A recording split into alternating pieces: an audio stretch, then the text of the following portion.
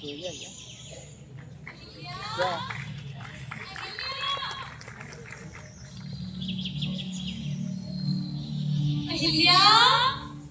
अहिल्या, अरे रुक अहिल्या, कहाँ भागी जा रही है?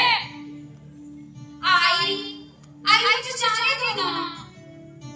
अगबाई, ये क्या? तू फेटा पहन कर आई है? लड़कियां फेटा नहीं पहनती। ऐसा मत बोलना आई।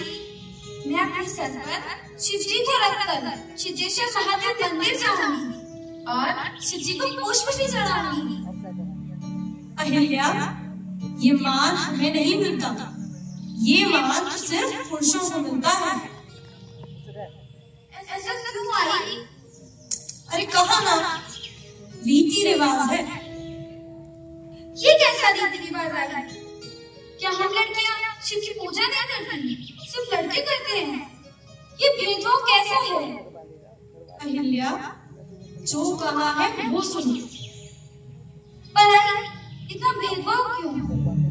क्या हम नायक नहीं बन सकती? हम समाज के लिए कार्य नहीं कर सकती? बोलो आई, बोलो ना।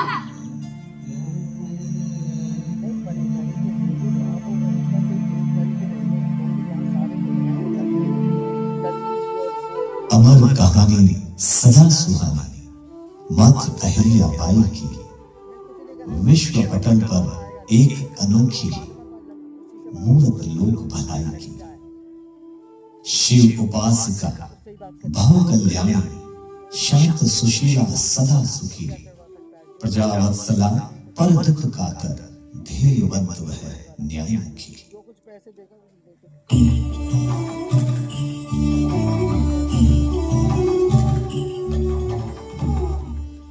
विश्व पटल पर यदि हम नारी रत्नों का अवलोकन करें तो भारतीय नारी ही सर्वोपरि सिद्ध करुणा, ममता, शांति, धर्मपरायणता, सौहार्द व बंधुचारा के प्रतीक, सांप्रदायिक जाति वर्ण भेदभाव के विरुद्ध मानवता की महारानी देवी अहिल्याबाई होलकर का प्रतिमान तो नारी जगत में ढूंढे भी नहीं मिलेगा।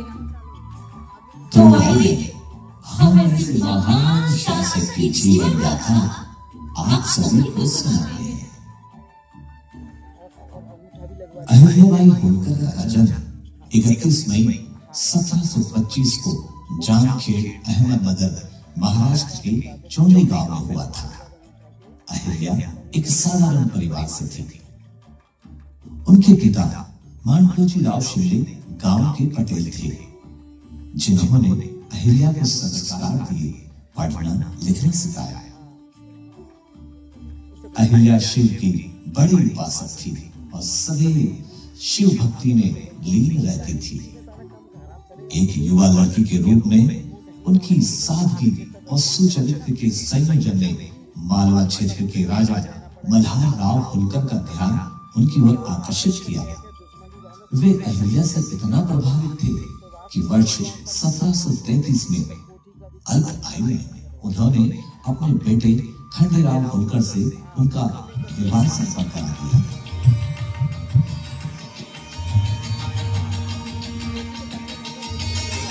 और हाँ, विवाह उपरांत अहिल्याबाई ने वर्ष 1745 में एक पुत्र को जन्म दिया और 3 वर्ष उपरांत अहिल्याबाई के घर एक पुत्री ने जन्म लिया। रानी के पुत्र का नाम मालेराव तथा पुत्री का नाम मुक्ताबाई रखा गया। उनके विवाह के 12 वर्ष बाद उभेर किले की घेराबंदी के दौरान उनके पति खंडेराव की मृत्यु हो गई। पति की मृत्यु से आहत अहिल्याबाई ने सती होने का प्रण लिया, किंतु पिता स्वरूप ससुर मल्हार राव ने उन्हें ऐसा करने से रोक लिया और अहिल्या को अपनी छत्र छाया में सैन्य व प्रशासनिक मामलों में प्रशिक्षित किया। वर्ष 1766 अहिल्या के ससुर मल्हार राव का निधन हो गया और उसके अगले ही वर्ष उन्होंने अपने बेटे मालेराव को भी खो दिया। परिवार का दुख उन्होंने अपने ऊपर हावी न होने दिया।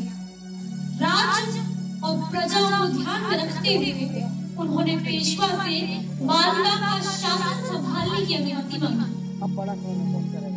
हालांकि कई मंत्रियों ने इसका विरोध भी किया, लेकिन उन्हें सेना का समर्थन प्राप्त था।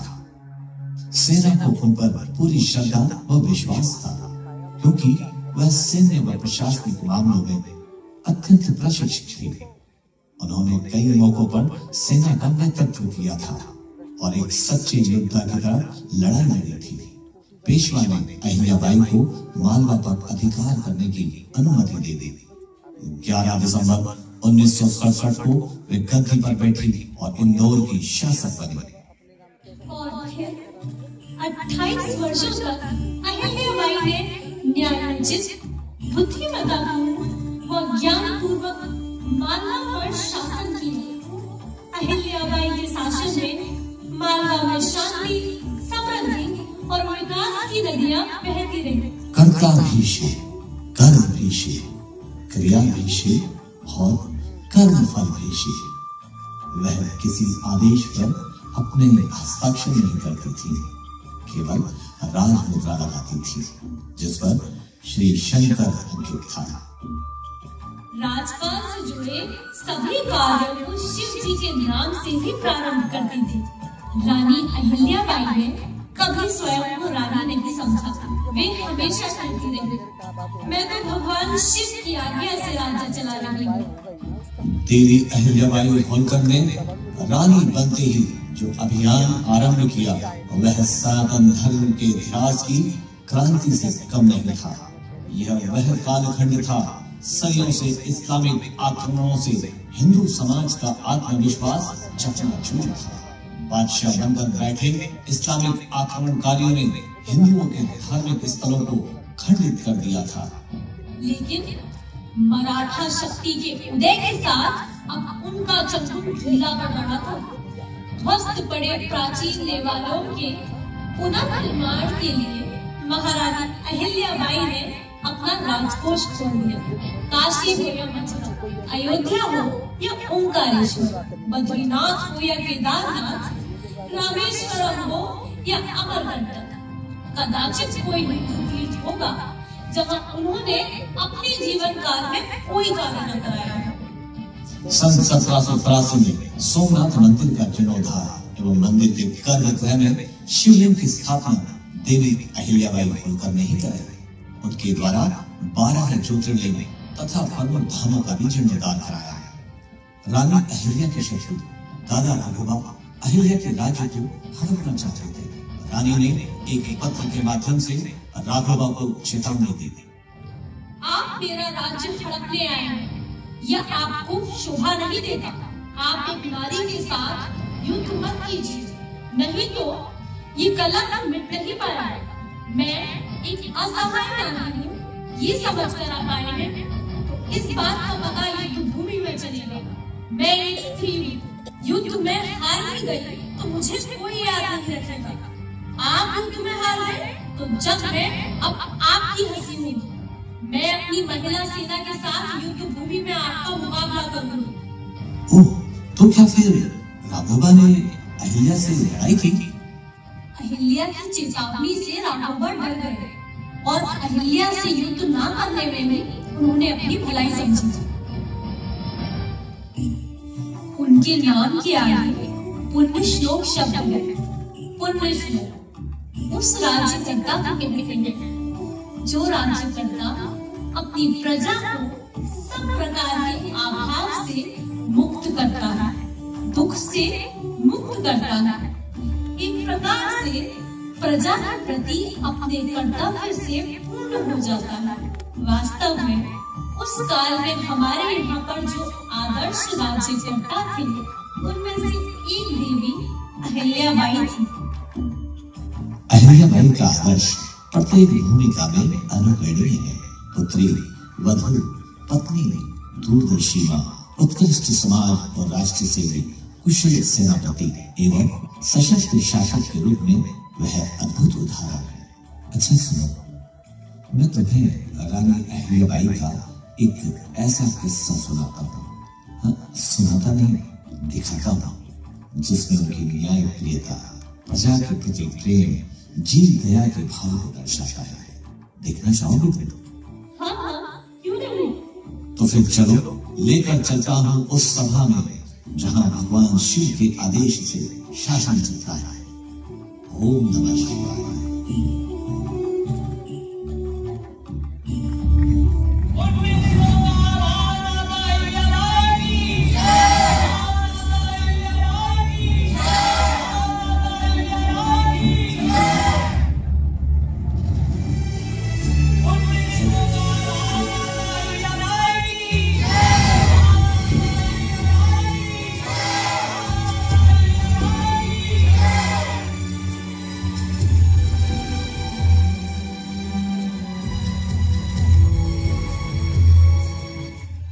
महामंत्री जी, सभा प्रारंभ की जाए।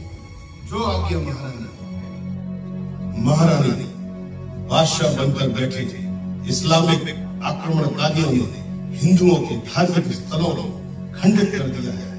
इस्लामिक आक्रमणों से हिंदू समाज का आत्मविश्वास, स्वाभिमान चकनाचूर हो गया है। हाँ महारानी, लोग खंडित प्रतिमा और मंदिरों में पूजा पाठ करने में असमर्थ हो रहे हैं। ओम नमः शिवाय। एक पुण्य श्लोक देवी इन ध्वस्त मंदिरों का पुनर्निर्माण करने के लिए इस लोक में अवतरित हुई। ये तो अत्यंत चिंताजनक विषय है। हम ये घोषणा करते हैं कि ध्वस्त हुए प्राचीन देवालयों का पुनर्निर्माण कराया जाए। महामंत्री जी, ध्यान रहे, मात्र हमारी सीमाओं में आने वाले मेरे शिव के देवालय ही नहीं, बल्कि पूरे भारतवर्ष में जहाँ जहाँ आक्रमणकारियों ने मंदिरों की हानि की हो, वो सभी देवालय पुनः निर्मित किए जाए।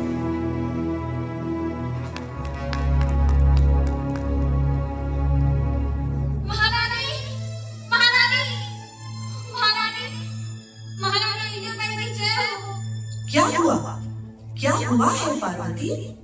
तुम इतना घबराई क्यों हो? महारानी, अनर्थ हो गया। अरे क्या हुआ है पार्वती? हमें विस्तार से बताओ। महारानी, राजकुमार मालेराव ने अपने नेत्र से गौ माता के बछड़े को कुचल दिया है और बछड़ी की घटनास्थल पे ही मृत्यु हो गई है। हे देवा, ये क्या हुआ? ओम नमः शिवाय। ओहो, ये कैसा वज्राघात हुआ है होलकर राजवंश पर, जिसकी शान मान अलग है। और महारानी, कुचलने के बाद राजकुमार ने तो मुड़कर भी नहीं देखा। राजकुमार की इस कृत्य की पूरी नगर में निंदा हो रही है। प्रजाजन तरह तरह की बातें कर रहे हैं।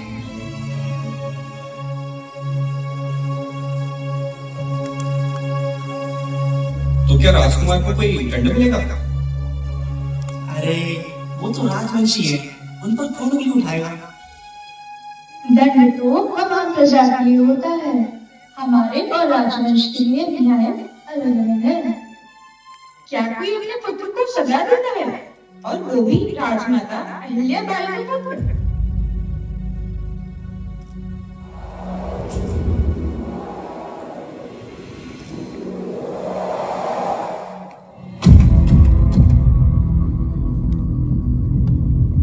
महामंत्री जी, गौ माता के स्वामी को राजसभा में बुलाया जाए। जो आज्ञा महारानी।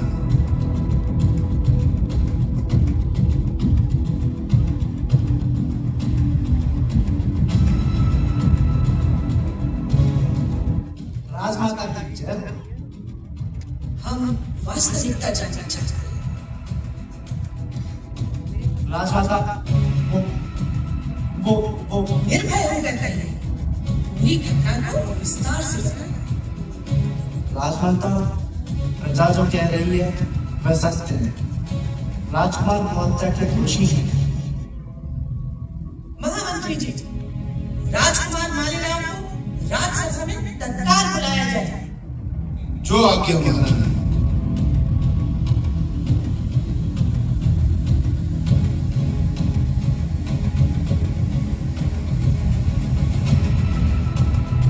प्रणाम मातेश्री। राजकुमार मालेराव, आपके रथ से गौ माता के बछड़े को निर्ममता से कुचल दिया गया, क्या ये सत्य है? क्षमा करें माताश्री, क्षमा करें। ये निंदनीय कृत्य मेरे द्वारा ही हुआ है। क्षमा करें माताश्री, क्षमा करें।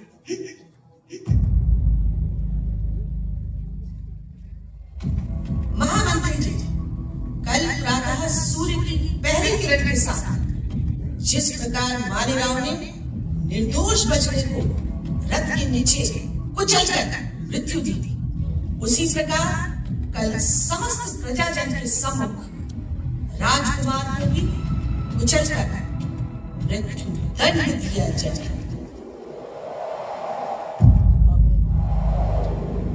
हे आशुतोष भगवान, दयानिधि, क्षमा करें, क्षमा करें। हे महारानी, राजकुमार मालेराव को इतना कठोर दंड देना उचित नहीं है।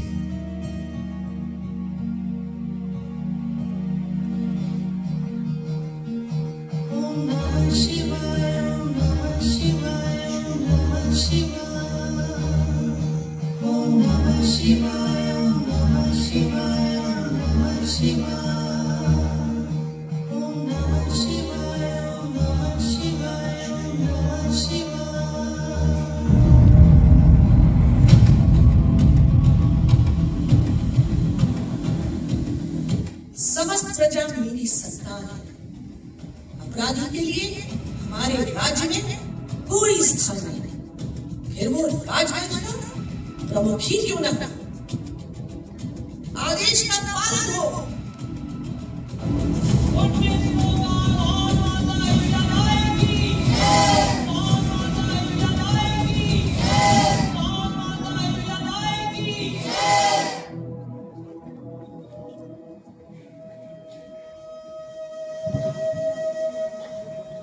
ओ देवा, फिर क्या हुआ?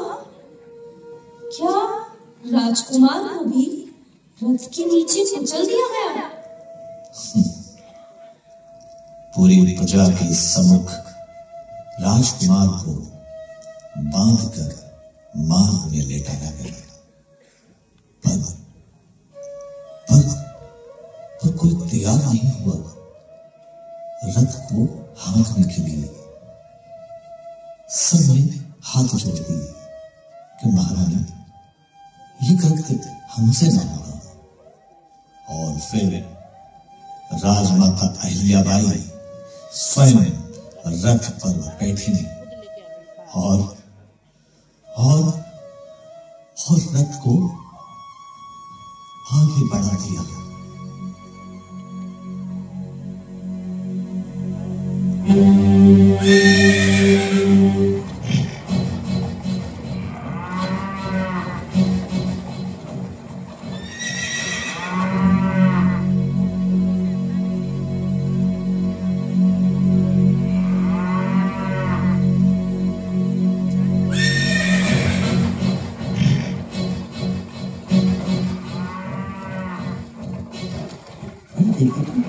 माता कैसे रथ के आगे खड़ी हो गई है? हाँ, मानो कह रही हो राजकुमार को इतना कठोर दंड मत दीजिए। राजमाता, गौमाता स्वयं ये चाहती है कि इतना कठोर दंड राजकुमार को ना दिया जाए। हाँ राजमाता, प्राणों का दान दीजिए। हाँ राजमाता, प्राणों का दान दीजिए। ओम नमः शिवाय। हे लोकमाता, ये अपराध क्षमा योग्य नहीं है, किंतु आप मृत्यु दंड के इस कठोर निर्णय पर उन्हें विचार करें। राजपुत्र की नादानी और अजाने हुए इस अकृत्य पर क्षमादान भी संभव है। धर्मो रक्षति रक्षसाय।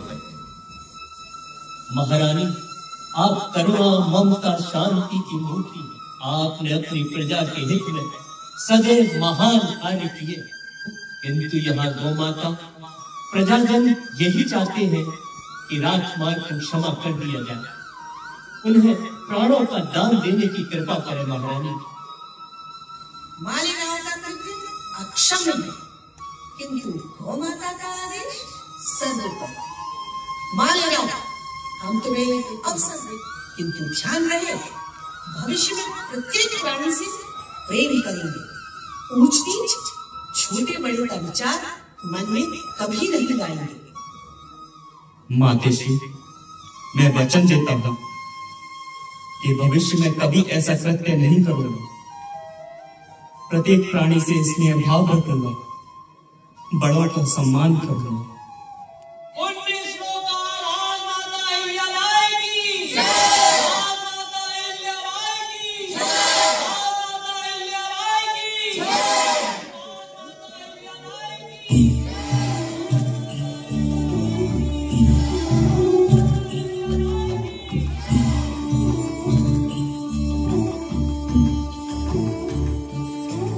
ऐसी थी पुण्य श्लोका राजमाता अहिल्याबाई होलकर। भारत के नारी रत्नों में तुम एक रत्न, उज्ज्वल चरित्र का मानदंड, साकार स्वप्न, वीरता, शौर्य, करुणा का एक रसायन तुम, तांडव की ध्वनि पर सामवेद का गायन। जब अंधकार में भारत के जन सोते थे, भयत्रस्त और कातर होकर वे रोते थे, विभ्रमित हुआ था धर्म, लुप्त सब याद कर, तब तुमने फूंका शंखनाद, बतलाया सबको न्याय। तू राजनीति की ज्ञाता थी, भारत की भाग्य विधाता थी। तू महाराष्ट्र की बेटी थी, पर सकल राष्ट्र की माता थी। चंडी, सरस्वती और वैष्णवी शक्ति एक संग आई थी, ममता की त्रिविध मूर्त जैसी रे वीर अहिल्याबाई थी। तू ज्ञान, कर्म या राजनीति का मधुर मिलन, हे ममता की मूरत तुम्हें शतबार नमन। हे ममता की मूरत तुम्हें शतबार नमन। हे ममता की मूरत तुम्हें शत बार नमन।